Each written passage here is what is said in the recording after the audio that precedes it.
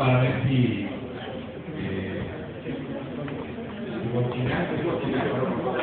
queríamos estar un poquito para ver si Bochinango nos alcanzaba. ¿Cuál es? Entonces, bueno, pues por la situación del tiempo, por la dinámica, vamos a empezar con la plática. La licenciada, la doctora Salas Pérez.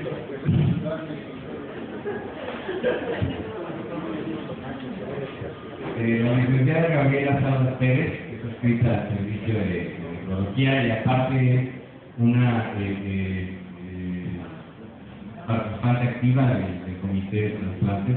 Nos va a hablar sobre este tema. Es bastante interesante, más que nada porque quizás está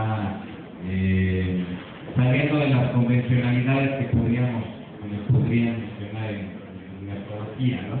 Entonces, bueno, pues sin más, bienvenida doctora. Bueno, créanme que ya he estado en los ministerios y no es nada que hablar, sobre todo cuando se trata de trasplantes y de los casos clínicos que hay. Pero nada de licenciados. Afortunadamente. Con todo respeto a los licenciados. Me pasa la que sigue, por favor. Vamos a hablar de lo que es el trasplante renal y la inmunosupresión. Probablemente sea un tema que muchos de ustedes dominen, que muchos de ustedes de alguna manera ya conozcan.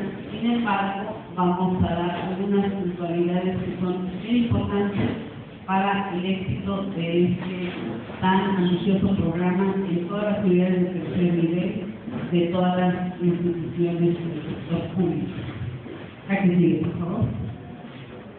Recordando un poco acerca de cuál es la producción de la celularidad que nos permite trabajar con esa inmunosupresión y es la formación de los leucocitos. Es información básica, pero de esto desglosa o depende mucho el hecho de catalogar a un rechazo como agudo, como crónico agudizado, como una disfunción de injerto aguda o como una disfunción de injerto crónico. Y básicamente va a depender de qué tipo de celularidad es la que se esté replicando o la que se esté deprimiendo o inmunosuprimiendo en el paciente que se ha trasplantado. Sigue, por favor.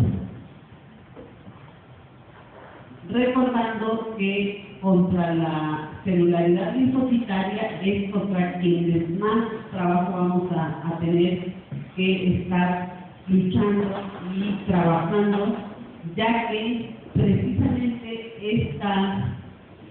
este complejo que se da a nivel celular con la participación de proteínas específicas plasmáticas nucleares y de membrana son los mecanismos básicos de acción de todos los inmunosupresores y la producción normal de un receptor de trasplante renal va a tener baja, inhibida o modificada esta celularidad. Aquí sigue, por favor. A grosso modo, ese es el mecanismo por el cual todos pasamos en un proceso inflamatorio. Tratándose de una célula trasplantada, nuestro primer mecanismo de defensa ante una célula ajena a nosotros, independiente de que se compartan algún número de haplotipos específicos en parentesco, ya sea hermanos, padres, hijos, es la liberación de los macrófagos. Estas van a permitir la síntesis de interleucina 1, la activación de los linfocitos T ayudadores, a su vez la producción de interleucina 2, que es el mecanismo más importante para la inmunosupresión del trasplante renal. De aquí se van a desprender la formación de linfocitos citotóxicos y que son los que se van a encargar de tratar de destruir a la célula del injerto renal. De la misma manera se producen linfocitos B, anticuerpos, y estos complejos, de alguna manera que van siendo cada vez más, tratan de la misma forma de unirse a esta célula del injerto renal o a cualquier célula del injerto orgánico para ser destruida por todo este mecanismo. La que sigue, por favor. Y en esta diapositiva se resumen los 3 grupos o los 4 grupos básicos de medicamentos que ocupamos para inhibir o inmunosuprimir al paciente que ha recibido un injerto. Los inhibidores de calcineurina, todos ustedes saben que la calcineurina y el mecanismo de actividad que tiene contra el factor de activación nuclear. De la misma manera, los esteroides, el mecanismo antiinflamatorio, que todos ustedes conocen, y que básicamente va a derivar en la formación de interleucinas, con que vamos a estar batallando. Por otra parte, tenemos de este lado a el otro grupo de medicamentos, los antimetabolitos, y que van a permitir o van a inhibir el ciclo celular, y es bueno una nueva gama que tendrá aproximadamente unos 10 años con la que se está trabajando y que ha tenido buenos resultados. Así es, por favor. En la terapia de inmunosupresión, ¿qué es lo que más nos interesa? ¿Realmente solo interesa el equilibrio entre toxicidad y eficacia? No. Consideramos que actualmente ya no nada más necesitamos un equilibrio, necesitamos tener mayor eficacia con menos toxicidad de fármacos. Y eso es lo que se busca hasta el momento con todo tipo de combinaciones de medicamentos o drogas inmunosupresoras, incluyendo los famosos esteroides. La que sigue, por favor. Esta es la historia resumida en un simple esquema para todos los medicamentos que han ido saliendo al mercado y que de alguna manera se han probado, se tienen estudios amplios, multicéntricos, nacionales, internacionales, comparativos y de todo tipo de pacientes que han recibido un injerto renal.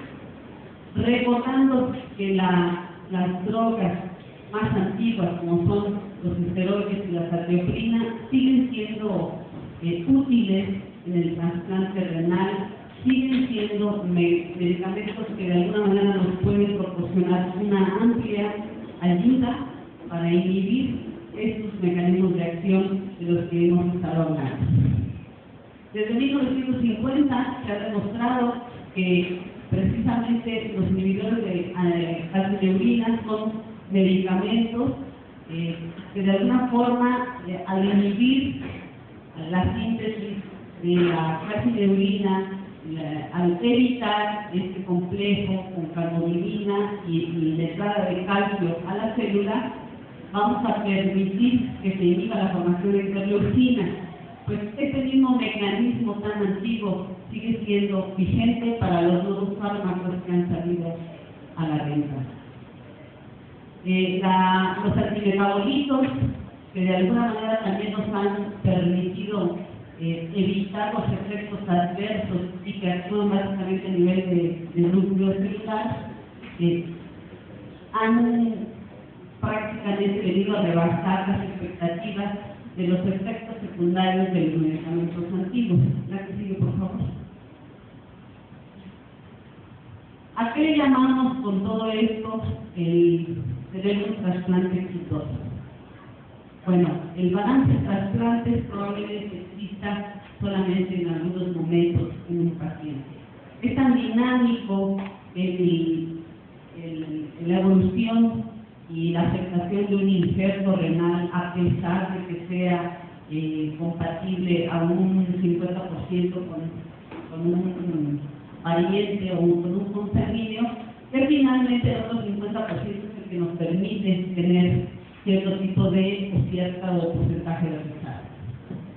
La otra parte o la otra contraparte que nos da dolores de cabeza y que de alguna manera nos permite seguir estudiando son las complicaciones agudas y crónicas.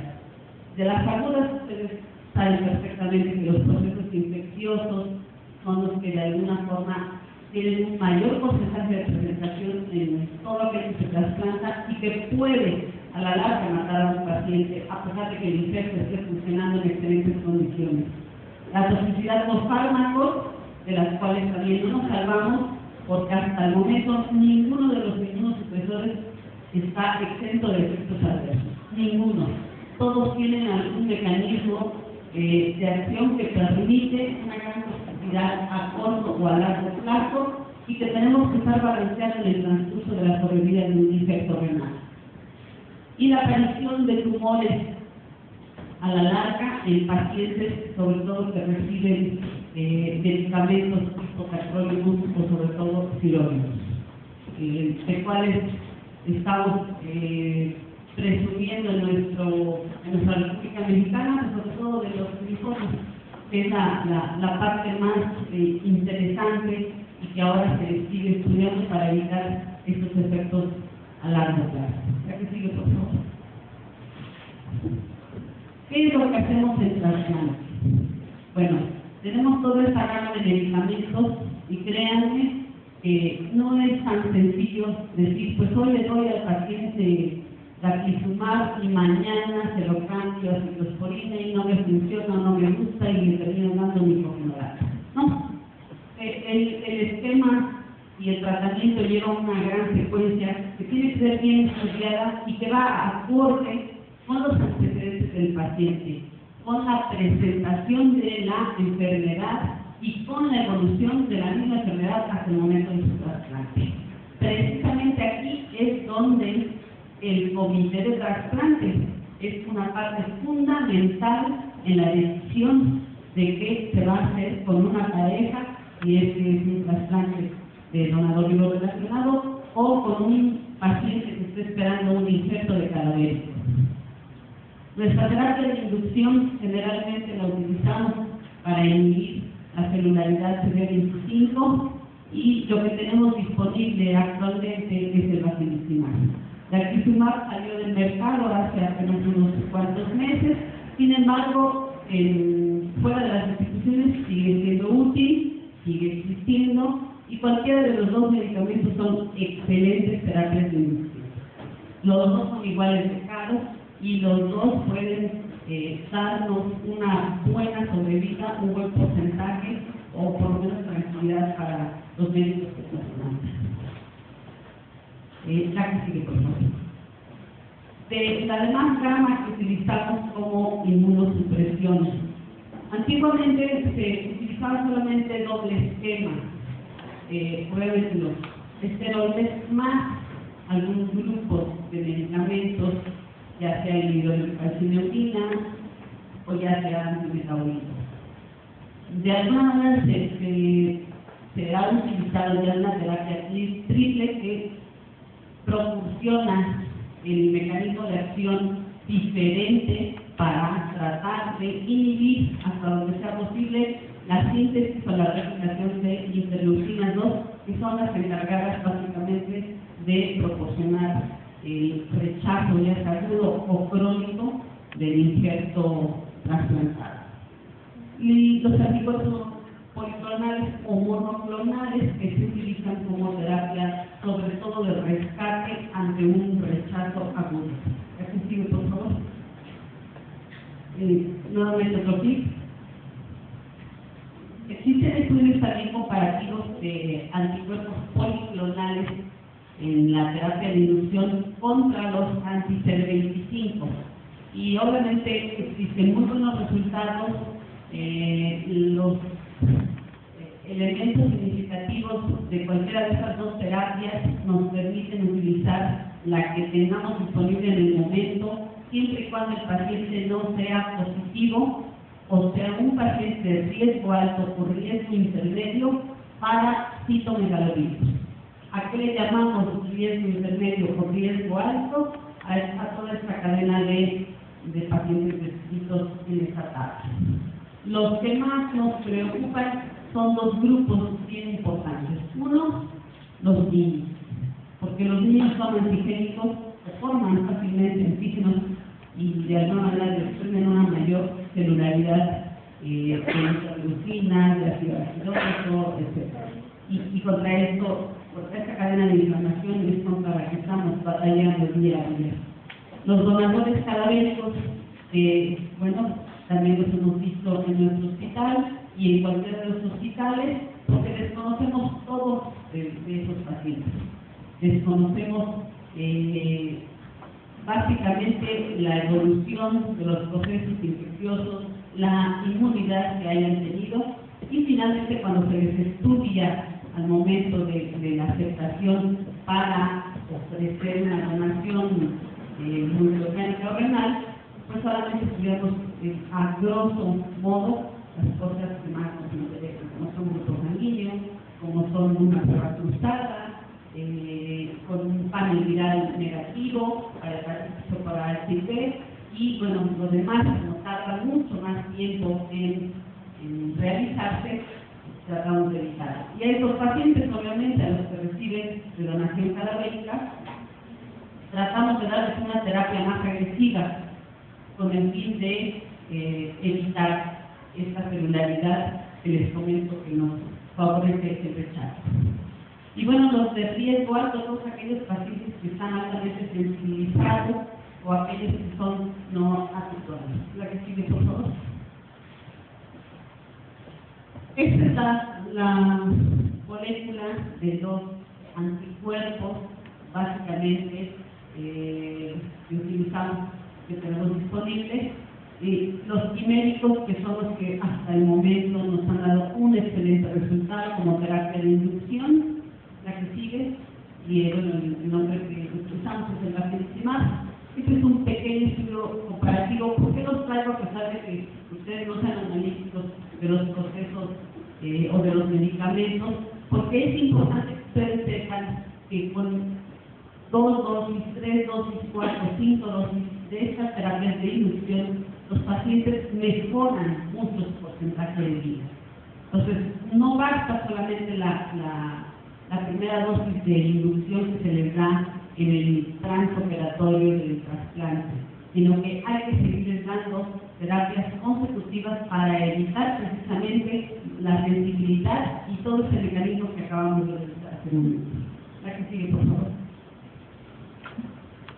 La dosis de este medicamento, de esta anticuerpo policlonal, es la primera dosis 2 horas antes del trasplante o inclusive en el trasplante cuando se trata de donación cadavérica y a los 4 días de haberse operado. Y con 2 dosis de este medicamento podemos de alguna manera evitar las posibles presentaciones de rechazo agudo o hiperagudo de un paciente que se está infectando. Ya que sigue, por favor. El siguiente grupo de medicamentos, ampliamente conocidos por ustedes, cuya producción de lipocortinas permite la inhibición de la fosfolipasa A2 y que esta tiene que ver con la producción o la inhibición del ácido araquidónico y por consecuencia la inhibición de las prostaglandinas, de los liposíanos, y básicamente a donde queremos llegar es a la producción de las interleucinas. Nuevamente ustedes saben perfectamente bien que todo tipo de esteroides en cualquiera de sus presentaciones inhibe la cascada inflamatoria. Y esto es lo que tratamos de evitar al utilizar también terapias de inducción. Cuando no se tienen anticuerpos policlonales, utilizamos metilprednisolona. Y posteriormente las terapias de tratamiento a largo plazo se hacen con prednisona. Por favor. La dosis de los medicamentos es una dosis inicial de 2 miligramos por kilo de peso por día. Una vez que el paciente se va a migrar del esteroide intravenoso a prednisona y posteriormente de 1 a 1.5 miligramos por kilo día durante la primera semana y así consecutivamente hasta cumplir un año. En el primer mes la dosis es plena, a 1 miligramos por kilo de peso. Al mes empieza la reducción paulatina del medicamento, como todos ustedes saben hacerlo, y posteriormente esta misma dosis, dependiendo de cada paciente y de los efectos adversos que encontremos, así como los antecedentes del paciente, vamos a dejar una dosis de 5, de 10 o hasta de 15 miligramos por un año.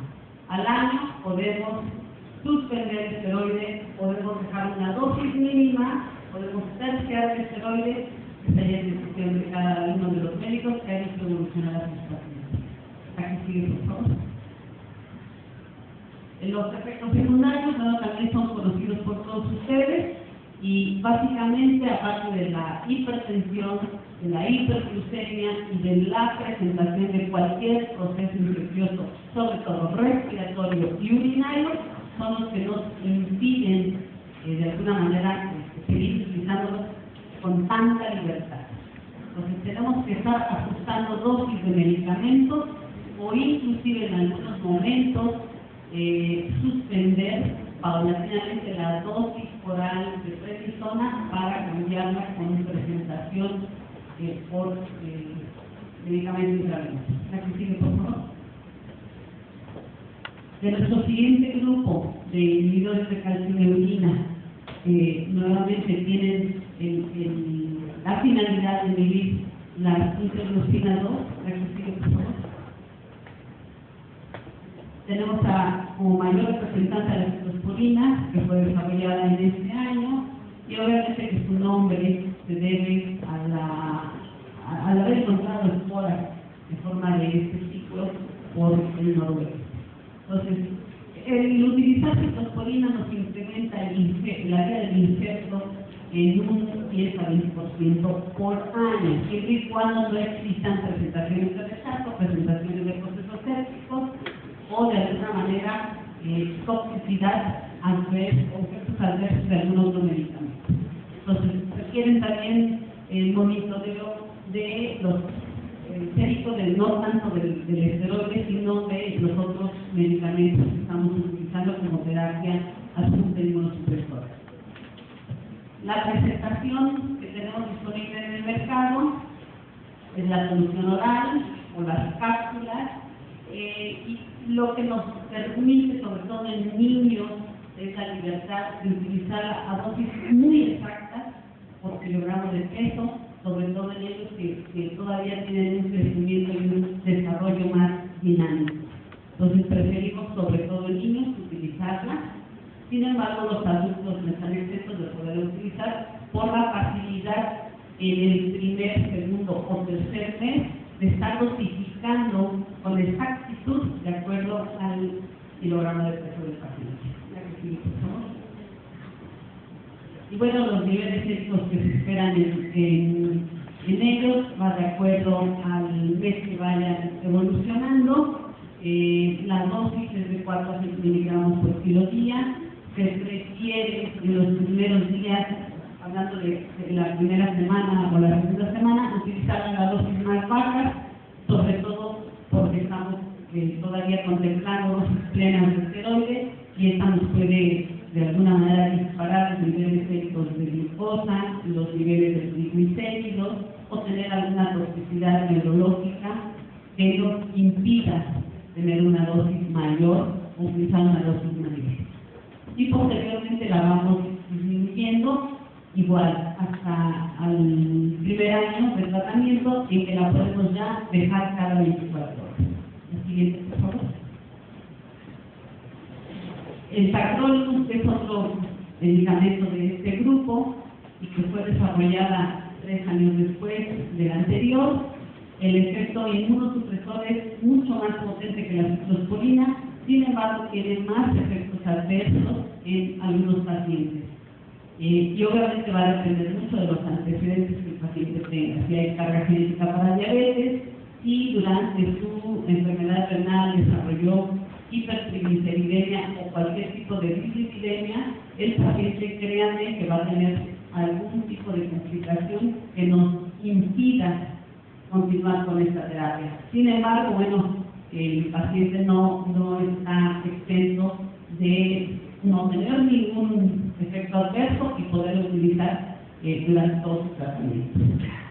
Otro problema que nos impide continuar con este tratamiento o con el tacrolimus básicamente es la nefrotoxicidad, al igual que la ciclosporina. A todo aquel paciente que se le haya elevado por una disfunción crónica de injerto el nivel sérico de creatinina, lo tenemos que dejar de utilizar, ya sea la ciclosporina o también el cacol. Y dejarlo de utilizar porque si lo continuamos dando aún en una dosis más baja, nosotros por la misma droga vamos a terminar acabando la sobrevida o la pobre sobrevida de aquel injerto al que estamos cuidando. ¿La que sigue, por favor? También requiere de niveles séricos en cada determinación, en cada revisión clínica, y esta es la dosis que manejamos en los adultos y en los niños.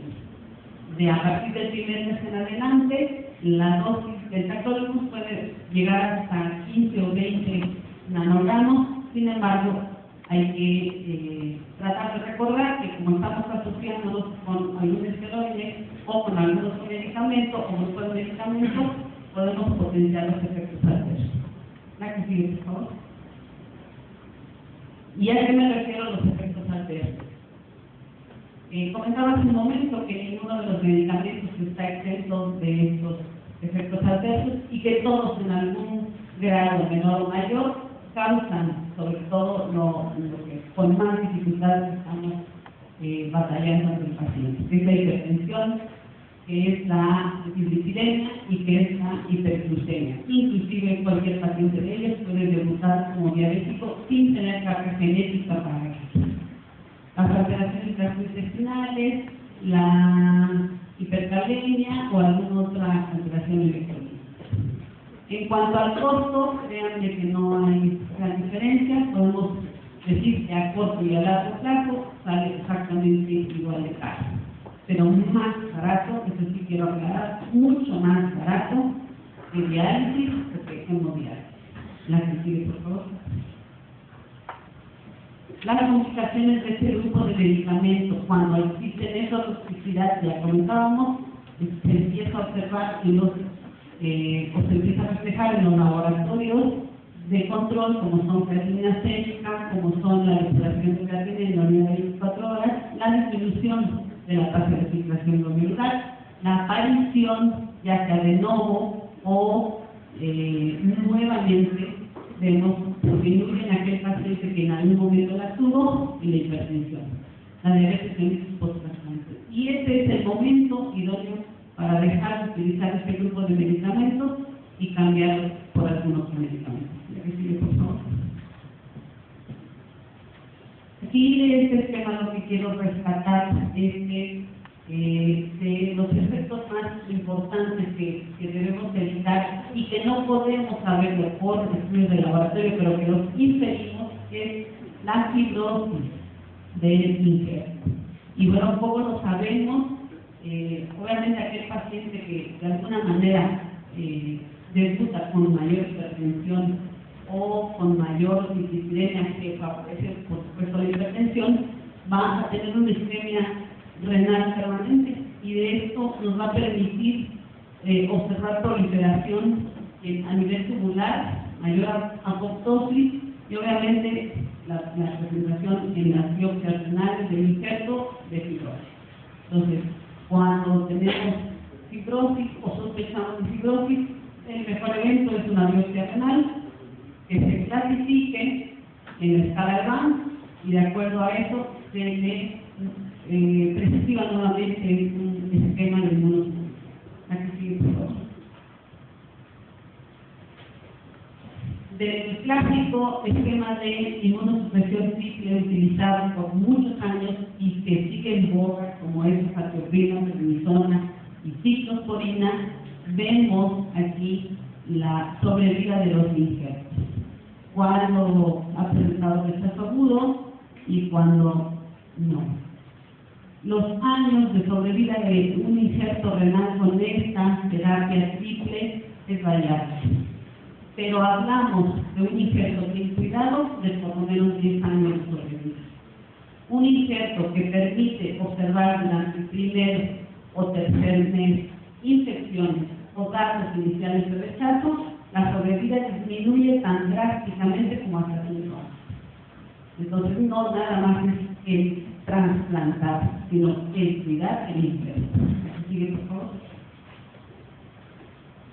Del siguiente grupo, que son los antimetabolitos o los agentes adjuntos, básicamente tenemos al que hemos utilizado ya a partir de hace unos 3-4 años a la fecha, o probablemente más, es el micofenolato de mofetil en cualquiera de sus presentaciones, que tenemos a disposición en muchas de las ocasiones aquí en el hospital, es el micofenolato sódico, y cuya ventaja sobre todos los demás efectos adversos de los medicamentos es que no causan nefrotoxicidad, pero causa gran alteración a nivel del tracto intestinal. Estos son los grupos de los medicamentos, y los inhibidores de la celularidad cerebral, que son el sirolimus o el everolimus. La que sigue, por favor. De la azatioprina, el mecanismo de acción es que interfiere básicamente sobre el RNA. Entonces aquí ya no estamos hablando de la inhibición a nivel de la membrana o a nivel del citoplasma, ya estamos hablando del núcleo, que es otra parte muy importante, y evita la réplica de la célula para presentar rechazo agudo. El medicamento viene en tabletas de 50 miligramos y utilizamos esta dosis de 1 a 2 por kilo de peso por día. Tratamos de redondear para utilizarlo porque no tenemos presentación más medicamentos. Los efectos secundarios de los cuales tenemos que estar muy atentos, sobre todo, es la leucopenia. Se ha observado hepatotoxicidad, pero lo más grave y lo que rápidamente, 24-48 horas de iniciar la administración, es la leucopenia. Entonces, obviamente, hay que suspender el tratamiento y empezar a utilizar medicamentos que nos permitan rescatar la celularidad leucocitaria. ¿Sigue, por favor? Y el micofenolato de mofetilo, perdón por el comercial, o el micofenolato sódico, pero es de alguna manera importante que sepan cuál es la diferencia de uno a otro. Es la estructura básicamente de presentación y la manera en cómo se libera el ácido micofenólico. El ácido micofenólico es la parte activa de este medicamento, de cualquiera de los dos, y la inhibición es selectiva contra las células B y las células T. La que sigue, por favor. ¿Qué es lo que se ha observado con este medicamento? La reducción de los eventos de rechazo, tanto agudo como crónico, también los efectos tóxicos, como ya contábamos. Sin embargo, el problema básico de este medicamento son las alteraciones gastrointestinales. El paciente puede tener diarrea y en ese momento también hay que suspender el medicamento. La diarrea, desafortunadamente, deshidrata tan rápido al paciente, y no olvidar nunca que sigue siendo un paciente nefrópata, a pesar de ser trasplantado.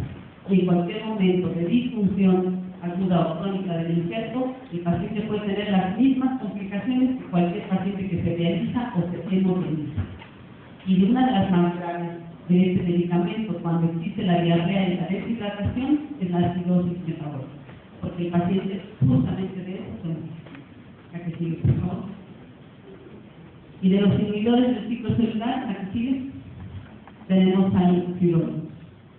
Básicamente aquí lo que observamos es el bloqueo de la ciclina, que depende de la sinasia. Y entonces actúa sobre todo en esta fase, impide la mitosis. La que sigue, por favor.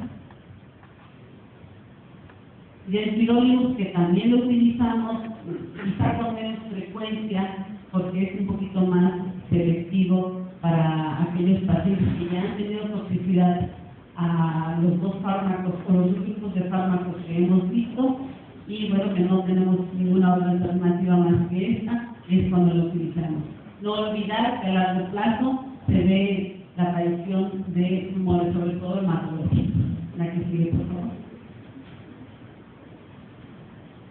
Existe una gran reducción en el riesgo del rechazo, y aquellos pacientes que tengan trigliceridemia o dislipidemia, hiperglucemia, hipertensión, y que se ha migrado de un grupo a otro, que terminamos utilizando sirolimus o este grupo de medicamentos, ojo, mucho ojo, sí tenemos que estarlos monitorizando con niveles séricos, porque desafortunadamente los niveles séricos pueden estar tan bajos o tan altos y no darnos cuenta de la toxicidad que a la larga puede presentar el paciente y de los, sobre todo, efectos tóxicos hematológicos. ¿Qué es mejor si nosotros tuviéramos la posibilidad? Está bien escrito en la literatura que durante los primeros 3 meses no podemos utilizar sirolimus, sobre todo por esas alteraciones hematológicas que les comento. Entonces no podemos estar contrapunteando contra los efectos que estamos tratando de modular, que son la inhibición de toda la celularidad T y B. Donde no podemos utilizarlo, lo dejamos hasta el 3er mes cuando así queremos hacerlo. Afortunadamente el diclofenolato, vuelvo a repetir, tiene menos efectos tóxicos. Sin embargo, la simple alteración gastrointestinal presentada como diarrea puede ser más que suficiente para que el paciente nunca pueda recibir ningún tipo de ácido nicofenólico. La que sigue, por favor. De este grupo de medicamentos, cuáles son los que más alteran los lípidos y que de alguna forma nos tienen que alertar sobre todo a los efectos cardiovasculares secundarios.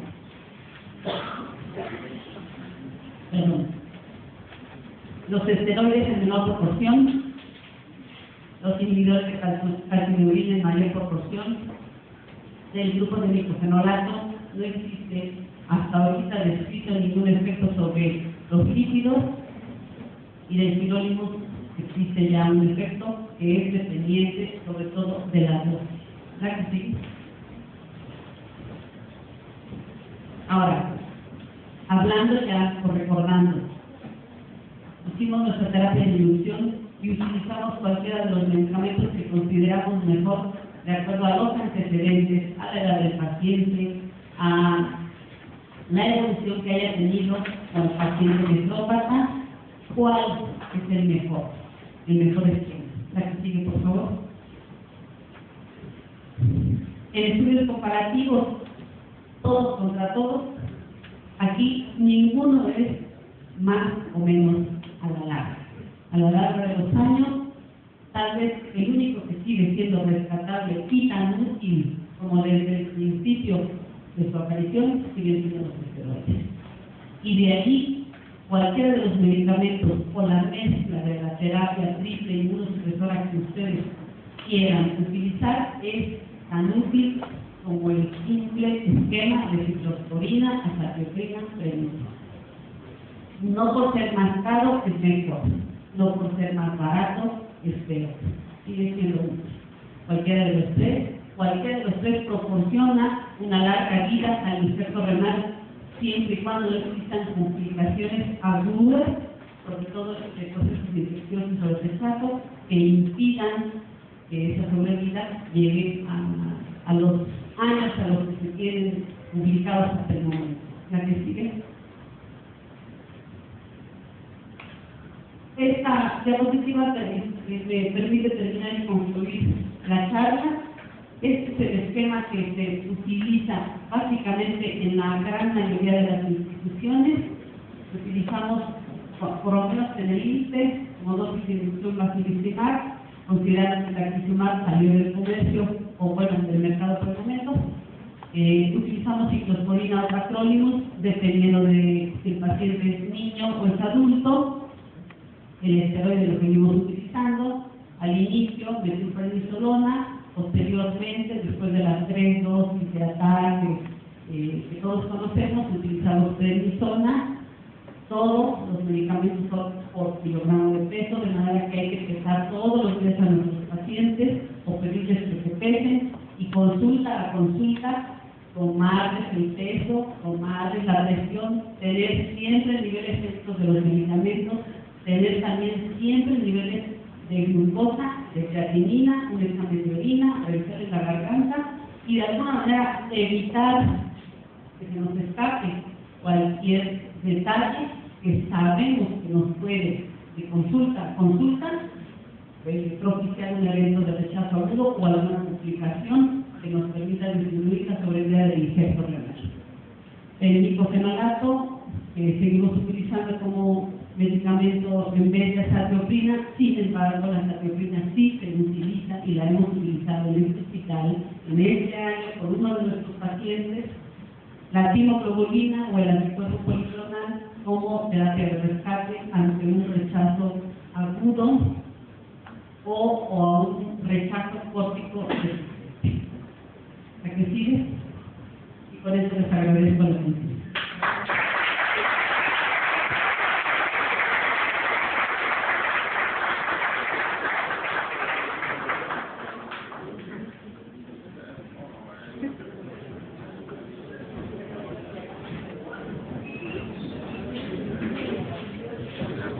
Le agradecemos a la doctora su ponencia. No sé si hay alguna pregunta que hacer.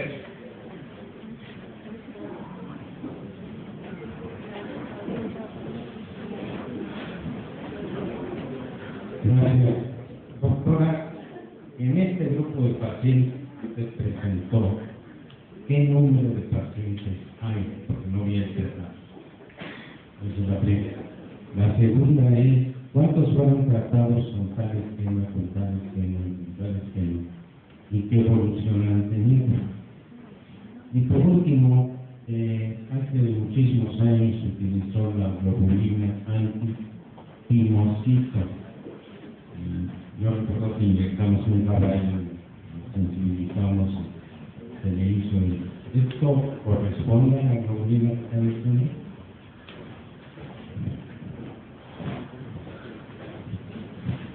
Ok, el estudio que se presenta, para no meterme más en otro tema, en comparación de medicamentos o bebidas de injerto, y poder rescatar lo que es generalidad de la inmunosupresión, no lo detallé, pero son 400 pacientes estudiados a nivel Norteamérica, y el tiempo de estudio fueron de 5 años. La sobrevida es la que se observó ahí, son de más de 10 años, con las diferentes combinaciones que puede existir. Estamos hablando de ciclosporina, azatioprina, prednisona, estamos hablando de prednisona, tacrolimus y azatioprina, y estamos hablando de prednisona, tacrolimus y moxil. O sea, son combinaciones que también aquí utilizamos. Aquí en nuestros pacientes hemos utilizado las 3 combinaciones, porque cada paciente es diferente y no podemos dejarlo como una receta ni tampoco como un cartabón. El paciente, ya sea niño, ya sea adulto, requiere básicamente estudiar los antecedentes para decidir qué esquema se le va a implementar, pero los 3 los hemos utilizado en esta institución con muy buenos resultados. La sobrevida que tenemos en nuestro hospital hasta ahorita es de 12 años de un paciente trasplantado. Es el que más tenemos. En el ISSSTE existe un paciente que lleva 20 años trasplantado. Estamos hablando de un paciente de Distrito Federal. Y la otra que me comenta por supuesto, los anticuerpos policlonales, ahora ya no se obtienen de caballo. Ahora ya son de conejo. Entonces, el esquema que vimos de la molécula quimérica es lo que estamos utilizando actualmente, comparativo con el lado derecho, que era la de química, y que antes utilizaba.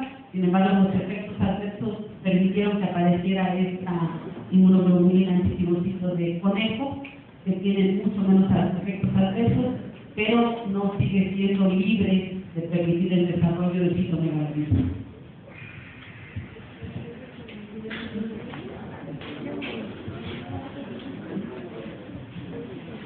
No sé si hay alguna otra pregunta. ¿Cuál sería la principal causa de rechazo de trasplante aquí en el hospital que hayan visto?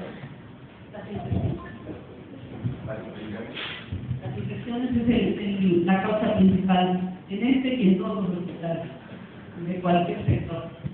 Un proceso infeccioso de vías urinarias que sea mal tratado o que se deje pasar desapercibido al momento de una revisión en un examen de orina, aunque duro cultivo a las 48 horas de reporte negativo. Si no se le da tratamiento aquí sí, no es como en la literatura lo leemos en cualquier paciente que una bacteriuria asintomática o una leucociuria constante no se le debe dar tratamiento si no hay síntomas. En estos pacientes sí. Entonces, esta y las infecciones respiratorias son las causas principales de disfunción de injerto crónico o de pérdida del injerto y hidrocefalia, ya sea agudo o crónico.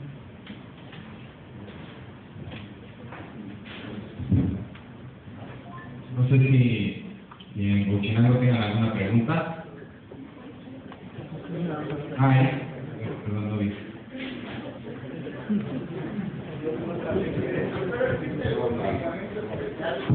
Hay diferencias en los medicamentos dependiendo del tipo de retraso, si es retraso agudo, agudo o crónico. Los utiliza los esteroides. Empezamos utilizando esteroides porque la mayor parte de los pacientes responden. Hay que identificar aquí básicamente si es rechazo celular o rechazo tumoral. El rechazo, los dos se tratan al principio con esteroides. Se les aplica los bonos de metilprednisolona, 3 bonos, 1 gramo cada 24 horas por 3 dosis.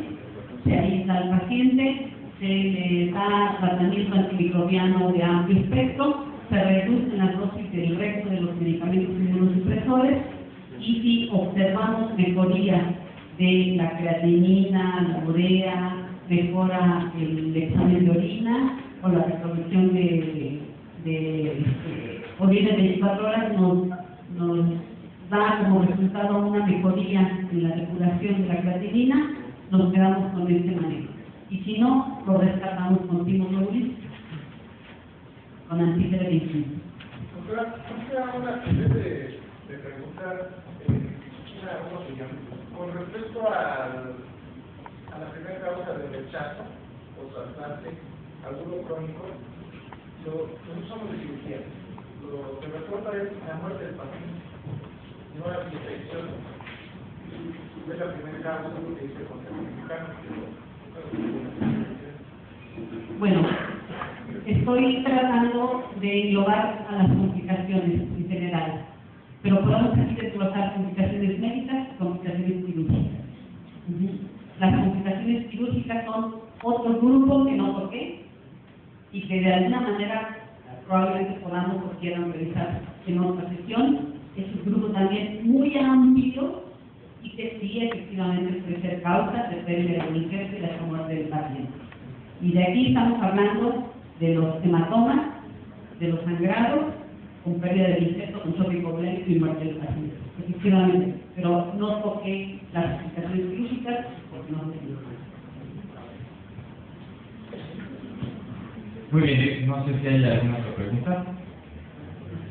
Pues le agradecemos a la doctora.